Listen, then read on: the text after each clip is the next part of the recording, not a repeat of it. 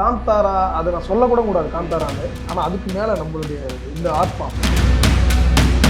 இங்கு எது அழகு என்று புரியவில்லை. மெரிபா பன்னீர் சோடா. I trust Meriba. சார்பட்டா அது மாதிரியான கர்ணன், கேப்டன் மில்லர் பண்ணியிருக்கேன். அதெல்லாம் பார்த்துட்டு அவர் தான் எனக்கு ஃபோன் பண்ணாங்க. சிவாஜி சார் உட்காந்த இடம், அவங்க எல்லா டைரக்டர்ஸ் ப்ரொடியூசர் உட்காந்த இடத்துல உட்காந்து டிஸ்கஸ் பண்ணோம். அந்த பால்கனி ஷாட் ஒன்று இருக்குல்ல, இங்க இருக்கிறது நிலவு அழகா இல்லை நீ அழகான்ற ஒரு பால்கனி ஷாட் கரெக்டாக நோட் பண்ணிருக்கீங்க. நோட் பண்ணிட்டே நான் அதை பண்ணுவேன். Sky, black and white sky, Gemini Studio mind செட்டில் வச்சாதான் சென்னையோட சிட்டியை நம்ம காட்ட முடியும்.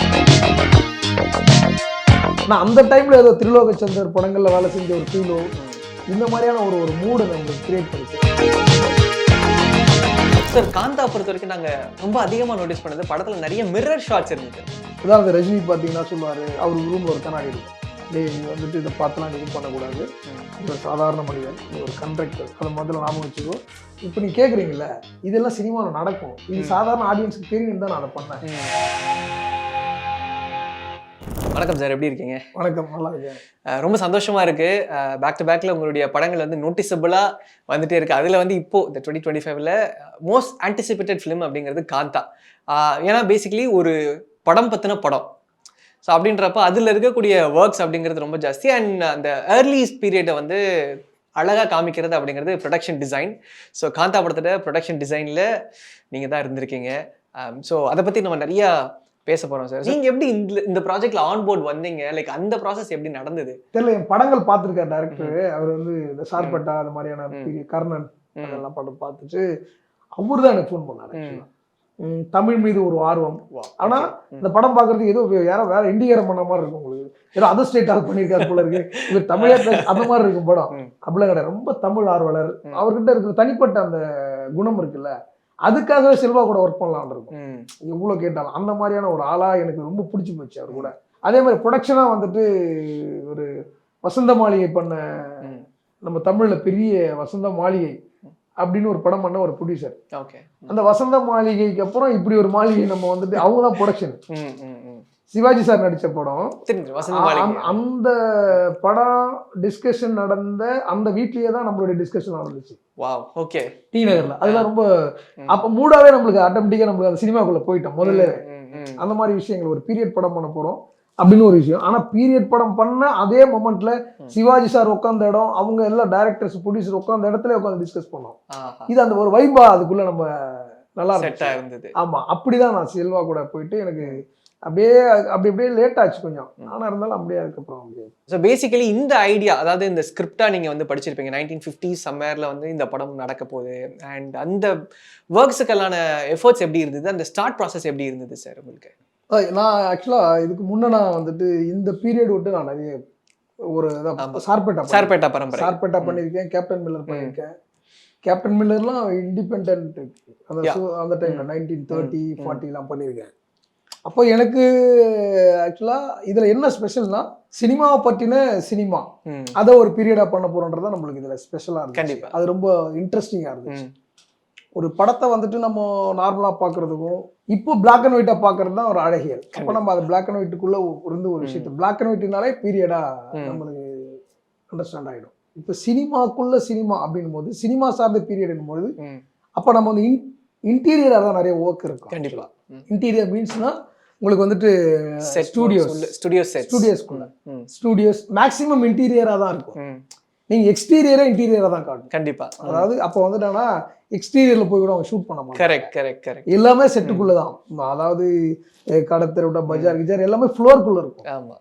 அப்ப இது மாதிரிலாம் நம்ம எப்படி நம்ம அதை பண்ண போறோம்ன்றது பெரிய நம்மளுக்கு ரொம்ப ஆர்வமாகவும் பெரிய உந்துதலாகவும் இருந்துச்சு. இன்ஃபேக்ட் அந்த பால்கனி ஷாட் ஒன்று இருக்குல்ல, இங்க இருக்கிறது நிலவு அழகா இல்லை நீ அழகான்ற ஒரு பால்கனி ஷாட் கரெக்டாக நோட் பண்ணிருக்கேன். இது நோட் பண்ணிட்டே நான் அதை பண்ணேன். ஓகே. ஆக்சுவலாக நான் வந்துட்டு இந்த ஷாட்டுக்கு படத்துல சீனா கிடையாது. அது வந்து எனக்கு ரொம்ப பிடிச்ச, ஆக்சுவலா அந்த ரொம்ப பிடிச்ச ஃப்ரேம் அது எனக்கு.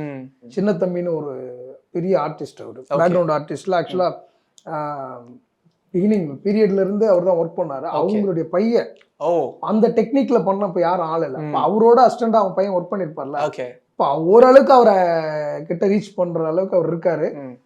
அவரை கூட்டிட்டு வந்து ஹைதராபாத்ல ஓகே. கூட்டிட்டு வந்து ஃபுல்லா நம்ம வந்துட்டு அந்த பேக்ரவுண்ட் அந்த அந்த ஸ்கை ஆ. பிளாக் அண்ட் ஒயிட் ஸ்கை அது ரொம்ப டெக்னிக்கலா சில விஷயங்கள் அதில் பண்ணி ஓகே.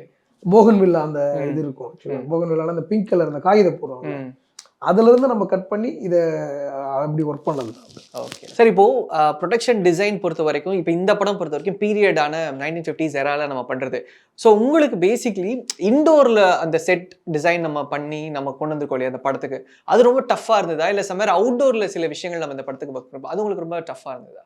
எக்ஸ்டீரியரை இன்டீரியருக்குள்ள பண்ணும்பொழுது டஃப் வரும். ம். அந்த மாதிரி சீக்வன்ஸ் தான் இப்போ இந்த பால்கனி ஷாட்ஸ்லாம்.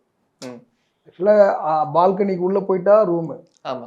அது இன்டீரியர் ஆகிடும். ம். இப்போ ஆக்சுவலாக வெளியில வந்து எக்ஸ்டீரியர் ஆகும். ம். இது ரெண்டையும் ஒரே இடத்துல நம்ம பண்ணணும். ம். அதுதான் வந்து ஆக்சுவலாக ஆர்ட் டைரக்ஷன். ம். இப்போ சும்மா வந்து நம்ம ஏதாவது ரூம் போட்டுறது ப்ராப்ஸ் வைக்கிறது இது விஷயம் கிடையாது. ம். டெக்னிக்கலா நீங்க வந்து ஸ்கிரீன்ல அது என்னவா தெரியணும் அந்த அறிவு உங்களுக்கு இருக்கணும் ஆக்சுவலா. அப்போ அது நீங்க சொல்ற மாதிரி அந்த பால்கனி சீன் இருக்குல்ல, அந்த பால்கனி சீனை வந்து நம்ம எக்ஸ்டீரியரா கன்சிடர் பண்றதுக்கு தான் நம்ம பேக்ரவுண்ட் அந்த ஸ்கையோட மூணு, அப்புறம் இன்னொரு இதெல்லாம் கூட பண்ணிருந்தோம். மெட்ராஸோட ஃபுல்லா பேக்ரவுண்ட்ல மெட்ராஸ் கூட அந்த வியூ ஃபுல்லாவா வரைஞ்சிருந்தோம். அந்த படத்துல வருதா நான் தெரியல. அந்த ஐ மீன் சமுத்திரக்கனி அண்ட் துல்கரோட ஒரு டிஸ்கஷன் கார் அந்த டிஸ்கஷன் போர்ட்லாம் கிராஸ் ஆகும் அந்த மாதிரிலாம் இருக்கும். போர்ஷன். அந்த பெரிய அந்த பங்களா, அது ஆக்சுவலி பெரிய பங்களா செட் ஆக்சுவலி. ஓகே. அந்த பங்களாவில் பின்னாடிலாம் அதை நிறைய பண்ணியிருந்தோம். அது கம்பைன் பண்ணி ஷார்ட் எடுக்கல. அப்போ அது எடுத்துருந்தா இன்னும் நல்லா இருந்திருக்கும் ஆக்சுவலாக. அப்போ படத்துக்கு தேவையானதை மட்டும் எடுத்துட்டாங்க. நம்ம எக்ஸ்ட்ரா என்னென்ன பண்ணுமோ நிறைய பண்ணி. அந்த ஓல்டு மெட்ராஸ் போர்ஷன்லாம் எப்படி சார்? இப்போ படத்தோட ஐ மீன் நான் படம் பார்த்தனால நான் பேசுறேன். ஓப்பனிங்ல வந்து இப்போ எல்ஐசி பில்டிங்கோட கன்ஸ்ட்ரக்ஷன் போயிட்டு இருக்க மாதிரி ஒரு ஷார்ட்ல இருந்து ஒரு ஓல்டு மெட்ராஸ் வந்து காமிச்சிருப்பாங்க. இப்போ துல்கர் அவரமா இருக்கட்டும், இந்த சென்ட்ரல் ஸ்டேஷன் அந்த அவுட்டர் எலிவேஷன். ஸோ அதெல்லாம் எப்படி? அதெல்லாம் சிஜி. சென்னையை வந்து நம்ம எக்ஸ்டாப்ளிஷ் பண்ணணும்னா ஜெமினி ஸ்டுடியோ தான் நம்மளுக்கு ரெசம்பிளன்ஸ். அப்போ நம்ம ஜெமினி ஸ்டுடியோ மைண்ட் செட்ல வச்சாதான் இது சென்னையோட சிட்டியை நம்ம காட்ட முடியும். இப்போ எல்ஐசி கிராஸ் பண்றாருன்னா இப்போ நம்ம ஜெமினி ஸ்டுடியோக்கு வந்தால் தான் எல்ஐசி கிராஸ் பண்ண முடியும். இது மாதிரிலாம் ஐடியா பண்ணி அப்போ அதுக்கு ஒரு கிராஃப், இப்போ ஜெமினி ஸ்டுடியோ எங்க இருக்கும் அதுக்கு நம்ம ப்ளூ பிரிண்ட் வரைஞ்சி கொடுத்துட்டோம். இப்படிதான் இருக்கு. அதை வச்சு அவங்க வந்துட்டு. பட் உங்களோட ரிசர்ச் ஒர்க் எப்படி சார் அதுல இன்வால்வ் ஆயிருக்கு? பிகாஸ் சின்ஸ் பீரியட்ன்றப்ப நம்ம அந்த ஆத்தென்டிசிட்டியை வந்து க்ளோஸ் கொண்டு வரணும். சார்பேட்டாலே நீங்க அதை நிறைய பண்ணியிருந்தீங்க. இந்த படத்துக்கும் அது ரொம்ப தேவைப்பட்டிருக்குல்ல? இந்த படத்துக்கு என்னன்னா அதான் நம்மளுக்கு என்னன்னா ரொம்ப எப்படி சொல்றதுன்னா மற்ற படங்களோட இதுக்கு ரொம்ப ஜாலியா இருந்தது. ஜாலியா மீன்ஸ்னா ரொம்ப ஆர்வமா இன்ட்ரெஸ்டிங்கா உங்களுக்கு சேலஞ்சிங்கா இருந்தது. சேலஞ்சா அதான் நான் இது சேலஞ்சுன்றதை விட நம்மளுக்கு ஆர்வம் அதிகமா, அது தேடல்கள் அதிகமாக நம்மளுக்கு ஒரு இன்ட்ரெஸ்டிங், அது ஒரு புதையல் கிடைக்கிற மாதிரி. நான் சினிமாவில் ஒரு ஆர்ட் டைரக்டரா இருக்கும் பொழுது நான் அந்த டைம்ல ஏதோ திரிலோகச்சந்தர் படங்கள்ல வேலை செஞ்ச ஒரு ஃபீலோ இந்த மாதிரியான ஒரு மூடை நம்மளுக்கு கிரியேட் பண்ணிச்சு எனக்கு ஆக்சுவலா. அப்போ அந்த டைம்ல இன்னும் நம்ம ஒர்க் பண்ணிருக்கலாம் போலன்ற அந்த விஷயம் போயிட்டு அந்த டைமுக்குள்ள நம்ம ஒர்க் பண்ண மாதிரி ஒரு ஃபீல். சார் காந்தா பொறுத்த வரைக்கும் நாங்க ரொம்ப அதிகமா நோட்டீஸ் பண்ணது படத்துல நிறைய மிரர் ஷாட்ஸ் இருந்தது, நிறைய மிரர்ஸ் இருந்தது படத்துல. ஸோ அந்த விஷயங்கள், ஸோ மிரர்ஸ் உடைய பிளேஸ்மெண்ட்ஸாக இருக்கட்டும் அண்ட் இந்த கிளைமேக்ஸ் போர்ஷனில் அந்த மிரர்ஸ் இருக்கக்கூடிய அந்த இடங்களுடைய அந்த அழகு வந்து ஒன்று இருக்கும். அந்த லைட்ஸுக்கு நடுவில் சுற்றி மிரர்ஸ், அந்த மிரர்ஸ் விஷயங்கள் பற்றி நம்ம நிறைய பேசுவோம். கண்ணாடி வந்துட்டு இங்கே வாழ்வில் ரொம்ப முக்கியமான பங்கு. உதாரணத்துக்கு ரஜினி பார்த்தீங்கன்னா சொல்லுவார், அவர் ரூமில் ஒரு கண்ணாடி இருக்கும். டேய் நீ வந்துட்டு இதை பார்த்தலாம், நீ இது பண்ணக்கூடாது, நீ ஒரு சாதாரண மனிதன், நீ ஒரு கண்ட்ராக்டர், அதை முதல்ல ஞாபகம் வச்சுக்கோ. இதை மாதிரியான விஷயங்கள். அப்போ ஒரு நடிகனுக்குள்ள இருக்கிற விஷயம் வந்து கண்ணாடின்றது ஒரு நடிகனுக்கு ஒரு மிக முக்கிய பங்கு வகிக்கும். இந்த கிளைமேக்ஸ் வந்து கிட்ட ஃபுல்லா அந்த கிளைமேக்ஸ் ஒட்டி இது கண்ணாடிக்காக படம் எடுத்த மாதிரி இருக்கும். அங்கங்க கண்ணாடி இருந்தே இருக்கும். கிளைமேக்ஸ் வந்து ஃபுல்லா ரூம் ஃபுல்லா கண்ணாடி இருக்கும். அப்படியே கண்ணாடி டேபிள் கீபிள் எல்லாமே கண்ணாடியா இருக்கும். இந்தியன் சினிமோட்டோகிராஃபர் கிட்ட ஒர்க் பண்ணிட்டு இப்போ அவர் கூட அந்த டேனியோட ஒர்க் பண்ணும் பொழுது அவரோட ஒர்க் பண்றது எனக்கு ரொம்ப டிஃப்ரெண்டா இருந்துச்சு. கலரே படத்துல வேற மாதிரி இருக்கும் பாத்தீங்கன்னா. நீங்க ரொம்ப ரசிச்ச ஒரு போர்ஷன் இந்த படத்துல அப்படின்னா something very close to your heart, அந்த செட் டிசைன் அந்த இடத்துல இருந்தாலும் இந்த விஷயம் எனக்கு ரொம்ப க்ளோஸ் டு மை ஹார்ட் அப்படின்ற மாதிரி. கிளைமேக்ஸ்ல வந்துட்டு ஒரு அந்த நடிக்கிற சீன், கிளைமேக்ஸ் ஒட்டி ஒரு நடிக்கிற சீக்வன்ஸ் இருக்கும். அவன் வந்துட்டு அந்த லாஸ்ட் போர்ஷன் அதை வச்சு அவன் இவன் தான்டா கொலை பண்ணிருப்பான்னு ஒரு முடிவு பண்ணுவான். அந்த இடம் வந்துட்டு அது ரொம்ப சைக்காலஜிக்கலான ட்ராமா. அதாவது ஒரு விஷயத்த வந்துட்டு கரெக்டா ஒருத்தனுடைய அணுகுமுறையிலேருந்து கண்டுபிடிக்கிறது இருக்குல்ல, அதை வந்து பயங்கரமா பண்ணியிருப்பார் துல்கர். அந்த பொண்ணை மடியில வச்சுட்டு பேசுறேன் புரிஞ்சது. அது வந்துட்டு அந்த ஸ்டெப்ஸ்ல உட்காந்துருப்பாங்க அதுக்கு மேல. அது ஆக்சுவலா அந்த என்னோட செட்டை அழகாவும் அந்த அது செட்டுக்கான ஒரு இடமாவும் அழகா அந்த விஷயத்த பண்ணியிருப்பாங்க. அதுக்கப்புறம் அந்த செட்டு, அதாவது அந்த பங்களா செட் இருக்குல்ல, அந்த செட்ல இருக்கிற ஒவ்வொரு காட்சிகளும் எனக்கு வந்துட்டு அந்த சாங் வரும், சாங்கோட பெட்ரூம் செட்டு, பனிமலரே. ஆமா பனிமலரே, ரொம்ப சூப்பரான ஒரு அந்த சாங்கோட சேர்ந்து என் செட்டப் பார்க்கும்போது அதெல்லாம் ரொம்ப பிடிச்சிருக்கு. அதுக்கப்புறம் ஒரு ஷாட், அதாவது நம்ம டிஓபி ஒரு ஷாட் பண்ணியிருப்பாப்ல அந்த படத்துல, அவன் கூட அப்படியே கண்ணாடி உள்ள போற மாதிரி இருக்கும், கேமராவே வந்து அப்படி கண்ணாடிக்கு உள்ள போயிட்டு வெளியில வர மாதிரி இருக்கும். அது வந்து டெக்னிக்கலா நம்ம பண்ண ஷாட் அது. ஆக்சுவலா எனக்கு ரொம்ப பிடிச்ச ஒரு சீன் ஒன்று இருந்தது சார். ஐ மீன் செட் ஒர்க்ல நான் பார்த்து எனக்கு ரொம்ப பிடிச்சது. நம்ம அந்த படமா பார்த்துட்டே போயிட்டு இருக்கோம், திடீர்னு ஒரு இடத்துல வந்து ராணா அப்படியே அந்த ஒரு கதவை அப்படி புஷ் பண்ணி சர்ப்ரைஸ் அப்படின்னு பாருங்க. ஐ மீன் அது அந்த அந்த ஃப்ரேம், அந்த ஒர்க்கு, அது ஒரு மாதிரி பியூட்டிஃபுல்லா இருந்தது அந்த அந்த ஒரு விஷயம். ஆமா ஆமா. இப்போ நீ கேக்குறீங்கல்ல, இதெல்லாம் சினிமாவில் நடக்கும், இது சாதாரண ஆடியன்ஸுக்கு தெரியும் தான் நான் அதை பண்ணேன். இந்த வீடுன்னா இதையே அப்படி பிரிச்சு எடுப்போம், இதுக்கு எல்லாத்தையுமே நம்ம மூவ் பண்ணுவோம். இதை நம்ம சினிமாவில் காட்டும் போது இன்னும் பாக்குறவங்களுக்கு வந்து பயங்கர இன்ட்ரெஸ்டிங்கா, அதை வந்து பயங்கரமா நம்ம ரெடி பண்ணி அதை பண்ணோம்.